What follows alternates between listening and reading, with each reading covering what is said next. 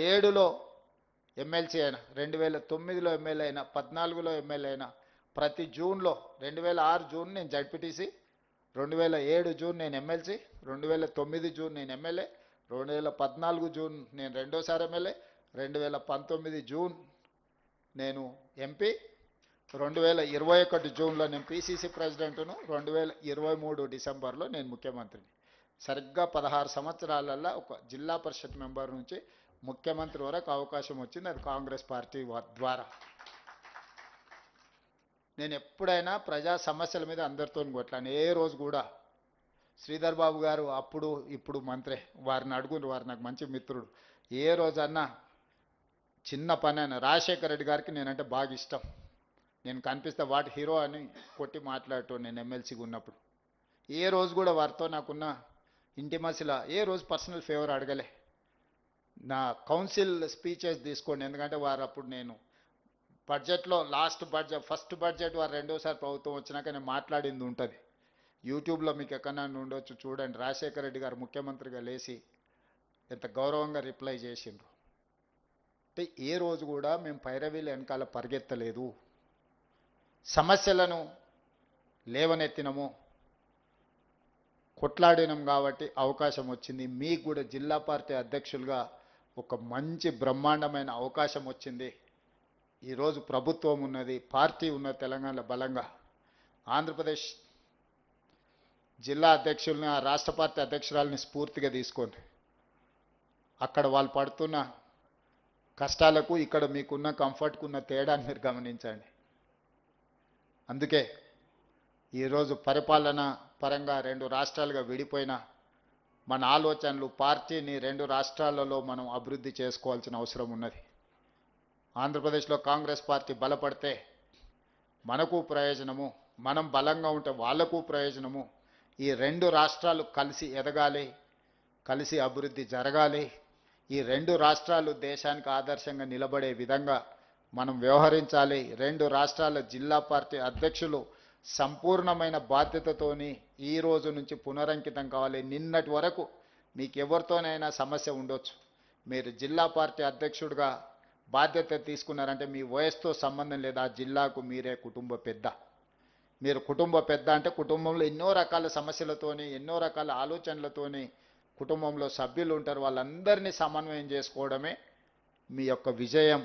మీరందరూ ఖచ్చితంగా బాగా చేస్తారని, బాగా చెయ్యాలని, చేసే క్రమంలో మా అందరి సంపూర్ణమైన సహకారం ఉంటుందని మీ అందరికి కూడా తెలియజేస్తూ మరొకసారి మిమ్మల్ని అందరినీ మనస్ఫూర్తిగా అభినందిస్తున్నా.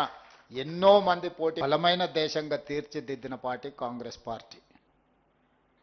ఈ దేశంలో కాంగ్రెస్ పార్టీతో పాటు 100 సంవత్సరాల చరిత్ర కలిగిన పార్టీ ఏదైనా ఉందంటే సిపిఐ పార్టీ ఒకటి ఉన్నది. మిగతా అన్నీ కూడా మనము తెచ్చిన స్వతంత్రము, మనము ఇచ్చిన రాజ్యాంగము, మనం ఈ దేశాన్ని బలోపేతం చేస్తే ఆ అవకాశాన్ని అందిపుచ్చుకొని రాజకీయ పార్టీలుగా ఏర్పడి ఈరోజు కాంగ్రెస్ ముక్త్ భారత్ అనే స్లోగన్ తీసుకొని ఈ దేశానికి ఒక ప్రమాదకరమైన పార్టీలుగా తయారవుతున్నాయి. అట్లాంటి కీలకమైన సందర్భంలో ఐడియాలజికల్ కనెక్ట్, భారతదేశం యొక్క ఆత్మ ఎక్కడ ఉంది అని ఎత్తుకుతే గ్రామీణ ప్రాంతాలలో, పల్లె సీమల్లో ఈ భారతదేశం యొక్క ఆత్మ ఉన్నది అని బలంగా మహాత్మా గాంధీ గారి యొక్క ఆలోచనని, సిద్ధాంతాన్ని విశ్వసించే పార్టీ ఈరోజు వికారాబాద్లో ఆంధ్రప్రదేశ్ తెలంగాణ జిల్లా పార్టీ అధ్యక్షుల శిక్షణ సమావేశాన్ని ఏర్పాటు చేసి ఈరోజు మీ అందరికీ పార్టీ యొక్క విధానమే కాదు, ప్రజల యొక్క సమస్యల్ని ఏ విధంగా అర్థం చేసుకోవాలి, ప్రజలు ఎదుర్కొంటున్న సమస్యలను ఏ విధంగా పరిష్కరించుకోవాలి, ఈ దేశంలో రాజ్యాంగాన్ని రద్దు చేయాలని ఒక పక్కన, రాజ్యాంగాన్ని సమూలంగా మార్చాలి, ఈ దేశంలో పేదలకు అందుతున్న రిజర్వేషన్లను రద్దు చేయాలని కుట్ర జరుగుతున్న నేపథ్యంలో మీ శిక్షణకు ఒక ప్రత్యేకమైన సమయం ఇది. అందుకే ఈ శిక్షణ అనేది 10 రోజులు ఇక్కడ ఉండడం అనేది మీరు శిక్షగా భావిస్తే దీనివల్ల సున్నా ప్రయోజనం.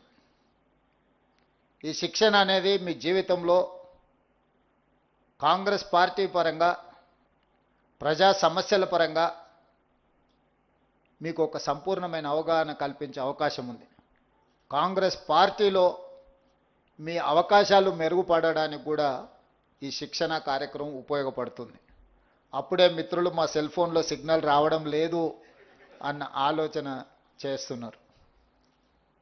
కొంతకాలం మీకు సిగ్నల్ లేకపోతే ప్రజలతో ఉంటే ఏ విధంగా ఉంటుందో కూడా ఒక గొప్ప అనుభూతి. మొదటి రోజు అలా అనిపిస్తుంది, రెండవ రోజుకి అలవాటు అవుద్ది, మూడవ రోజుకి అదే ఇష్టం అవుద్ది. కాబట్టి మీరందరూ, మనమందరం, ఈ వేదిక మీద ఉన్నోళ్ళు ఎవరైనా, ఎవరికి వారసత్వంగా హోదాలు రాలేదు, వారసత్వంగా హోదా రావడానికి అవకాశం ఉన్న వైఎస్ షర్మిల గారి వేదిక మీద ఉన్నారు. కానీ వారసత్వంగా వారైతే తీసుకోలేదు. మీరు ఒక్కసారి ఆలోచన చేయండి. మోతీలాల్ నెహ్రూ గారు వేల కోట్ల రూపాయల ఆస్తులను దేశానికి, జాతికి అంకితం చేశారు. పండిత్ జవహర్లాల్ నెహ్రూ గారు దేశ స్వతంత్ర పోరాటంలో 10 సంవత్సరాలు జైలు శిక్ష అనుభవించారు. శ్రీమతి ఇందిరాగాంధీ గారు ఉక్కు మహిళగా రాణించడమే కాకుండా ఈ దేశం కోసం ప్రాణాలనిచ్చి చివరి రక్తపు బొట్టు వరకు దారం పోసారు. వారి వారసత్వం నుంచి వచ్చిన రాజీవ్ గాంధీ గారు ఈ దేశ సమగ్రత కోసం ప్రాణాలు ఇచ్చారు. వారి ఆశయాన్ని కొనసాగించాలని శ్రీమతి సోనియా గాంధీ గారు పడ్డ శ్రమ, ఇద్దరు చిన్న పిల్లల్ని ఒళ్ళో పెట్టుకొని ఈ దేశం కోసం వారు సర్వం త్యాగం చేసి ఈ దేశానికి నాయకత్వ సమస్య వచ్చినప్పుడు కాంగ్రెస్ పార్టీకి, దేశ నాయకత్వానికి అండగా నిలబడి ఒక మంచి నాయకత్వాన్ని సోనియా గాంధీ గారు అందించారు. ఇంతమంది వారసత్వంగా మహాత్మా గాంధీ గారు 30 సంవత్సరాలు బ్రిటిషర్స్ మీద పోరాటం చేసి స్వతంత్రం సాధిస్తే బ్రిటిషర్స్ కూడా మహాత్మా గాంధీ గారి మీద లాఠీ ఎత్తడానికి భయపడ్డారు. కానీ స్వతంత్రం వచ్చిన కొద్ది నెలల్లోనే భారతీయులమని చెప్పుకునే రాజకీయ పార్టీలు తూటాలతో మహాత్మా గాంధీ గారిని నేలకొరగదీశారు. అంటే బ్రిటిషర్స్ కూడా ధైర్యం చేయలేదు మహాత్మా గాంధీ గారిని టచ్ చేయడానికి. కానీ భారతీయ జనతా పార్టీ వారసత్వం ఉన్న వాళ్ళు మహాత్మా గాంధీ ప్రాణాలనే బలిగొన్నారు. మహాత్మా గాంధీ గారి దేశం కోసం ప్రాణాలు ఇచ్చారు, ఇందిరాగాంధీ గారి దేశం కోసం ప్రాణాలు ఇచ్చారు, రాజీవ్ గాంధీ గారి దేశం కోసం ప్రాణాలు ఇచ్చారు. ఈ లెక్కన ఈ వారసత్వంతోనే రాహుల్ గాంధీ గారు కూర్చున్న ఇంట్లో ఈ దేశానికి ప్రధానమంత్రి కావాలి. కష్టమనేది తెలియకుండానే ఈ తరంలో వారు ప్రధానమంత్రి కావాలి.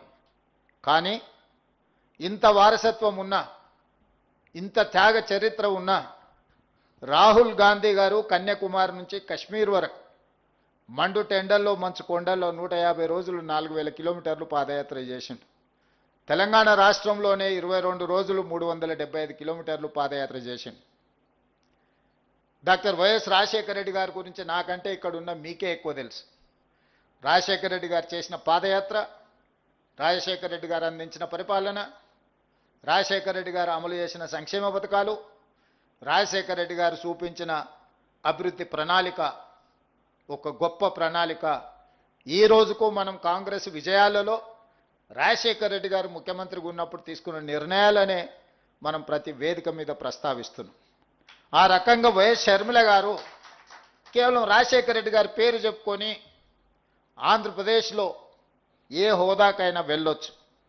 కానీ ఇటు తెలంగాణలో 3700 కిలోమీటర్ల పాదయాత్ర కావచ్చు, ఆంధ్రప్రదేశ్లో ఈరోజు చాలా కష్టాలలో ముళ్ళబాటలో ఈరోజు ఆంధ్రప్రదేశ్ కాంగ్రెస్ పార్టీ అధ్యక్షురాలుగా తను చేయగలిగిన ప్రయత్నం అంతా, ఏ అవకాశాన్ని కూడా జారవిడ్చుకోకుండా ఈరోజు ఆంధ్రప్రదేశ్లో కాంగ్రెస్ పార్టీని బలోపేతం చేయడానికి వైఎస్ షర్మిల గారు ఈరోజు కష్టపడుతున్నారు.